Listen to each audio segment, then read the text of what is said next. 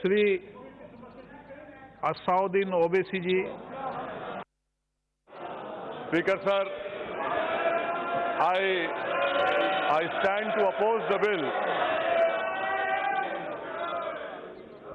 I stand to oppose the bill, sir, and I feel that this is the third historic mistake which our country is committing. The first mistake was committed in '53 by arresting Sheikh Saab, '87 by rigging the elections, and 2019. Definitely BJP has lived up to its electoral promise in their manifesto, but you have not lived up to your constitutional duties. You have indulged in breach of a constitutional promise, sir. I must congratulate the Home Minister for the Pyrrhic victory in eviscerating Article 370, sir. Sir, I am aware that many of the ruling party believe in alchemy, not in science, but transmuting a state into Union territory would make Gogai Pasha and Mandrake the magician go green with envy, sir.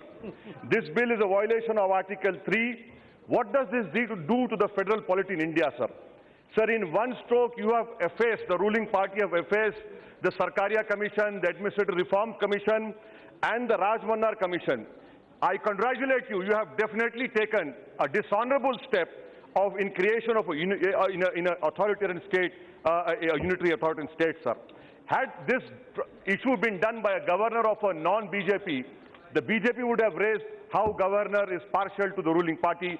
But now when the governor is working on the diktats of the government, the BJP is quiet, sir. Sir, you have ruled on Article 35 and a challenge is presently pending in Supreme Court. And I trust that the constitutional bench of the Supreme Court will take up this gauntlet thrown by this government. I want to know from the government, sir, are you planning to implant people as the Israelis?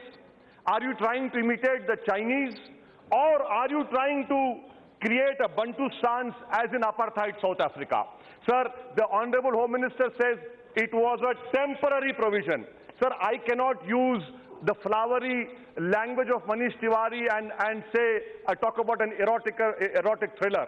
But I will definitely say that I hope that the Honorable Home Minister will read erudite judgment of Justice Nariman in SBI versus Santosh Gupta, Supreme Court judgment in SBI Zafarullah, which these two Supreme Court judgments have more wisdom than the Honorable Home Minister. And in that judgment, the Supreme Court said, Mr. Honorable Minister, that the Article 370 is not temporary, it is a special status. Sir, BJP has picked up this tactic from the Nazi manual. What is it called in Nazis? It is called tactic of legality, to subvert constitutional principles and values, sir. Sir, the Jammu Kashmir people from last 90 years have been fighting for democratic rights. I want to know from the Honorable Home Minister, we have used military in Northeast. Why? Because the Northeast people said, we are fighting for our dignity.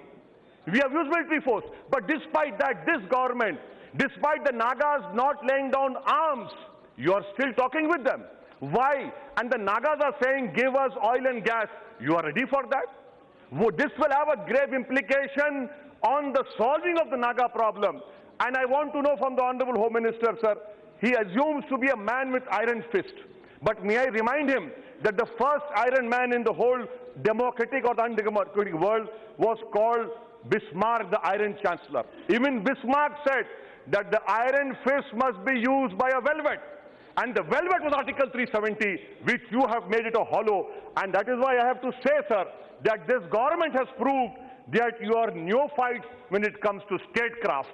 You have refused to understand where myth ends and where history begins. And I'm forced to say, sir, I'm concluding, I'm forced to say, sir, that the English proverb, for they sow the wind and they shall reap the whirlwind. Sir, I want to know when Asauddin Owaisi can go and buy agriculture property in Himachal Pradesh. I want to know when Asauddin Owaisi can go to Arunachal Pradesh and Lakshadweep without a permit. I am sure, despite my opposition to all these constitutional arrangements, because I believe more in plurality and diversity, you are going to hand over all these Northeast to the corporate world because you believe in all these issues, sir. Sir, I want to end by talking about how, demographic change. What is there, sir? NRC, CAB? Why don't you release all those Kashmiris Sir, your MPs are saying this is Diwali. Why can't you leave the whole Kashmiri people? Let them come out. Let them also celebrate. They cannot even use a cell phone.